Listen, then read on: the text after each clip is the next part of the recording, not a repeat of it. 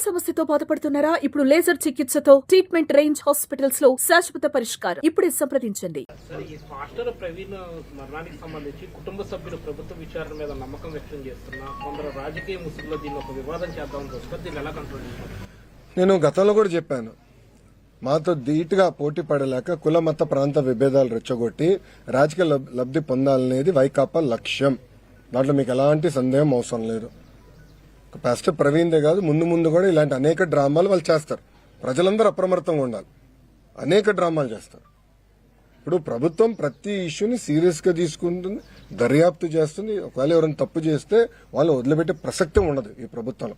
ఎవరైనా ఉన్నాయి, టీడీపీ వాళ్ళు అవ్వచ్చు, వైకాపా వాళ్ళు అవ్వచ్చు, జనసేన వాళ్ళు అవ్వచ్చు, బీజేపీ వాళ్ళు అవ్వచ్చు, ఎవరిని అవ్వచ్చు. ఎవరిని వదిలిపెట్టదు. తప్పు చేస్తున్న మటుకు ఎవరిని వదిలిపెట్టదు ఈ ప్రభుత్వం. అది చాలా క్లారిటీగా లా అండ్ ఆర్డర్ విషయంలో గౌరవ ముఖ్యమంత్రి గారు చాలా క్లియర్ గా ఉంది. అవునండి, ఎందుకు పనిచేయకూడదండి? ఎందుకు పనిచేయదండి? రెడ్ బుక్ లో ఏముంది? ఎవరైతే చట్టాన్ని ఉల్లంఘించి ప్రజల్ని కార్యకర్తలను ఇబ్బంది పెట్టారో వాళ్ళని వదిలిపెట్టనన్నాను. అంటే వాళ్ళు చట్టాలు ఉల్లంఘించినట్టే కదా. చట్టాలు ఉల్లంఘించిన వాళ్ళపైన యాక్షన్ తీసుకున్నాం. అదే రెడ్ బుక్. యాక్షన్ తీసుకుంటాం, దాంట్లో ఎలాంటి డౌట్ లేదు. ఇది రాజారెడ్డి రాజ్యాంగం కాదండి. గేట్లకి తాళాలు కడతాం, ఏం తప్పు చేయనోడి పైన దొంగ కేసులు పెడతాం. అలా ఎప్పుడు చేయలేదు. ఈరోజు జగన్మోహన్ రెడ్డి గారు ఫ్రీగా తిరగట్లేదు. Z+ సెక్యూరిటీ ఉందండి. అరే పవన్ అన్న కన్నా ఎక్కువ సెక్యూరిటీ ఉంది ఆయనకి. భలే ఉన్నారు.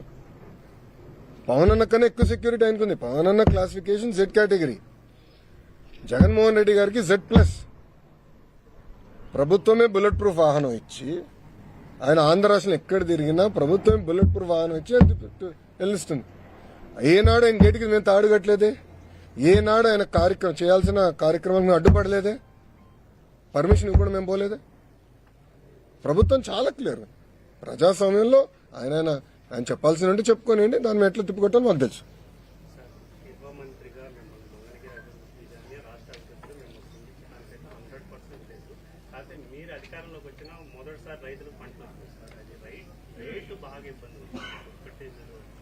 అన్న ఇప్పుడు మీరు చూస్తే వరి తీసుకుంటే, వరి విషయంకి వస్తే, ఒక్క నిమిషం నేను పూర్తి చేయను.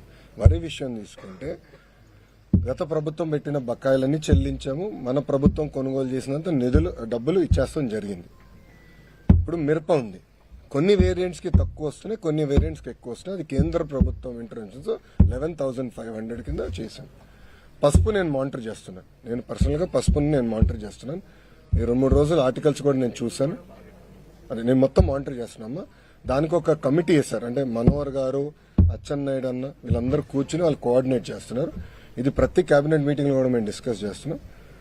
రైతులు నష్టపోకుండా చూసుకునే బాధ్యత ఎన్డీఏ ప్రభుత్వం తీసుకుంటుంది.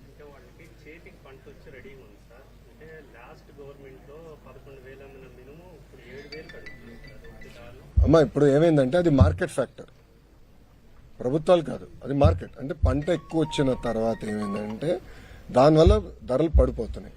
సో దాన్ని స్టెబిలైజ్ చేయాల్సిన బాధ్యత ఎన్డీఏ ప్రభుత్వం అయింది. అది తప్పనిసరిగా మేము చేస్తాం, దాంట్లో ఎలాంటి డౌట్ లేదు. ప్రైస్ చెప్తాం. మంచి రోజులు చూసుకుని చేయాలి కదండి. సో ఒక్కొక్కటి చేసుకుంటూ వెళ్తున్నాం. త్వరలో దానికి శంకుస్థాపన వేస్తాం. 100% చేస్తాం. ఓకేనా? సుమన్ టీవీలో మీ పర్సనల్ అండ్ బిజినెస్ ప్రమోషన్స్ కోసం కింది నెంబర్కి కాంటాక్ట్ చేయండి.